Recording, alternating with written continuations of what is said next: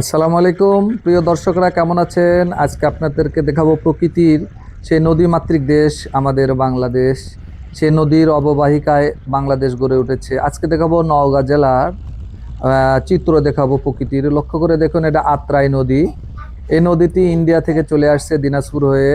এই নদীর পানি অলরেডি কমে গেছে অনেক। দেখেন যে লক্ষ্য করে যে নৌকা নিয়ে চলে যাচ্ছে তারা, এবং পাশে ওই যে সুন্দর কি রাজহাঁস, সেখানে সেই কুয়াশা আর মেঘাচ্ছন্ন অবস্থায় রাজহাঁসগুলো পারে করছে।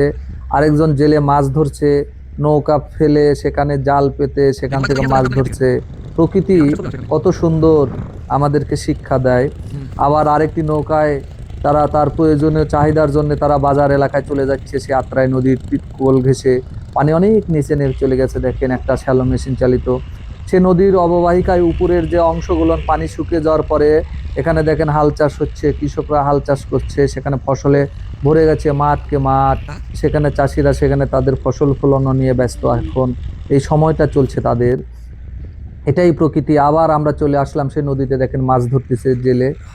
এবং তার উপরে এই নদীর পাড়ে দেখা যায় যে অনেক ধরনের ফসল। এটা একটা স্ট্রবেরি ক্ষেত, এখানে স্ট্রবেরি লাগানো আছে। পাশে দেখলাম আলু চাষ হচ্ছে, গম চাষ হচ্ছে, সরিষা ক্ষেত চাষ হচ্ছে, অনেক কিছুই এখানে চলছে। এটা আমরা চলে আসলাম সেই রাবার ডাম, যে রাবার ডামে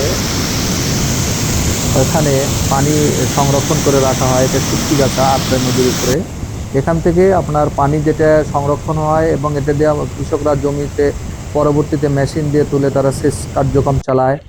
আর এখানে এই যে আপনার আরো কিছু কিশোরেরা আছে, সেই তারই উপকূলীয় অঞ্চল এসে আবার যে মাঠ, সেখানে দেখেন তারা কি আনন্দ করছে সেই শীতের কুয়াশায়। এক চাষি ভাই ইতিমধ্যে তারা মেশিন চালিত পাওয়ার টিলার দিয়ে চাষ করছে, সেখানে ধান লাগানোর জন্য জমিটি পাকানো যাকে বলা হয়, কাদা জমি পানি দিয়ে। তারই পাশে দুটি কি ছোট্ট ছোট্ট শিশু আসতেছে দেখলাম। এই শিশুগুলো তারা এখানে দৌড়াদৌড়ি করছে, আনন্দ পাচ্ছে, এবং এখানে রাজহাঁসগুলো করতেছে। আর এই যে একটা শ্যালো মেশিন দ্বারা পানি উঠতেছিল, ওই পানি দিয়ে ওখানে এই চাষ পদ্ধতি চলছে। আর রাজহাঁসগুলো যেন কত আনন্দে আছে। আর এই ছোট শিশুদের শীত নাই, দেখেন হাঁটু পানির মধ্যে দিয়ে চলে আসছে সে রাজহাঁসের কোল ঘেঁষে ওখান থেকে। আর তারা কি দৌড়াদৌড়ি করতেছিল। এই যে যে রাবার ডামটা আমরা আপনাদেরকে আবারও দেখাচ্ছি, রাবার ডাম দেন পানিটা কিভাবে সংরক্ষণ করে এখানে পানিটাকে কৃত্রিম পদ্ধতিতে ধরে রাখা হয়, যাতে করে এই মৌসুমে যাতে আমাদের পানির কোনো ঘাটতি না থাকে। নদী থেকে আমাদের পানি দিয়ে কৃষি ফসল হবে।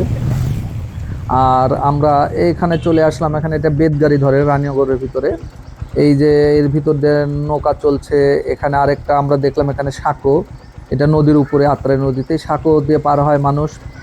আর অপোজিট সাইডটায় আমরা দেখতেছি প্রচুর সেখানে ফসলের অভয়ারণ্য, একবারে সেই ফসল পূর্ণ হয়ে গেছে। এই এই পানি থেকেই তারা ফসলগুলো করতেছে। নদীতে ধরে রাখা যে পানি, এখান থেকে মেশিন দিয়ে তুলে খোলা পানি, এটা অনেক উপকারী পানি। এই পানি তারা ব্যবহার করে এখানে ফসল চাষ হচ্ছে, যার কারণে আমাদের গভীর নলকূপ থেকে কোনো পানির প্রয়োজন নেই। এটাকে রাবার ডাম বলা হয়। এই রাবার ডাম থেকেই আমরা পানিগুলো উত্তোলন করি। এখানে পানিটা ধরে রাখার একটা পদ্ধতি আর কি। দেখেন কি সুন্দর সবুজ ঘেরা, যেন চাষ হয়ে গেছে, কৃষির একটা বিপ্লব ঘটে গেছে সেই উত্তর অঞ্চলের। এখানে আরেকটা মজার জিনিস দেখেন, এটা গরুর গোবর তারা জ্বালানি হিসেবে গাছে এটা রেখে দিয়েছে। এবার আমরা আরেকটা জিনিস দেখাবো আপনাদেরকে, সেই নদীর কোল ঘেঁষেই আজকে সব আয়োজন। দেখেন এখানে নদীর কিনারায় পানি শুকিয়ে যাওয়ার পর এখানে ইটের ভাটা তৈরি হয়েছে। এই ইটের ভাটায় দেখেন নদীর এই পাশে একটা ভাটা, ওই পাশেও ভাটার অংশ, তারা এইভাবে পারাপার করে বাঁশের দিয়ে। আর ইতিমধ্যে দেখেন যে এই নদীর কিনারায় ইতিমধ্যে আপনার ধানের বীজ ফেলানো হয়ে গেছে।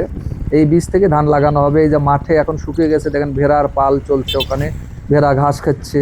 ভেড়া ঘাস খাচ্ছে এই জমিগুলোতে আপনার হাল চাষ হবে। হাল চাষ হওয়ার পরে যে বিছন দেখা যাচ্ছে পিছন সাইডে ধানের, এখানে ধান চাষ করা হবে। এভাবে গোটা মাঠ। আর এটা একটা সুইচ গেট, এটা নদী এবং মাঠের সুইচ গেট, পানি কন্ট্রোল করা হয়। এটা শোলগাছিতে ধরা হয়, এটা রানীনগরের ভিতরে, এটা নওগাঁ জেলা।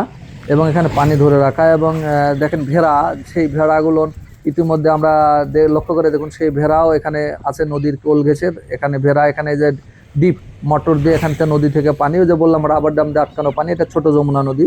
এখান থেকে পানি পুরা মাঠে দিয়ে এখন শস্য ক্ষেত হচ্ছে। আর ওই অপোজিট সাইডে দেখেন দুইটা ছোট্ট ছোট্ট শিশু, তারা মজা করছে। আর এখানে দেখেন একটা মাছরাঙ্গা পাখি কি মজায় তারা বসে আছে। পাশে একটা পুকুর ছিল, পুকুরের কিনারায় দেখলাম এই মাঠের মধ্যে এখানে মাছ চাষ হয়, এই যে মেন রোডের সংলগ্নই। এখানে পাখির কি সুন্দর একটা দৃশ্য। এটা রাস্তা, এটা নওগাঁ শহরে ঢুকে যাচ্ছে।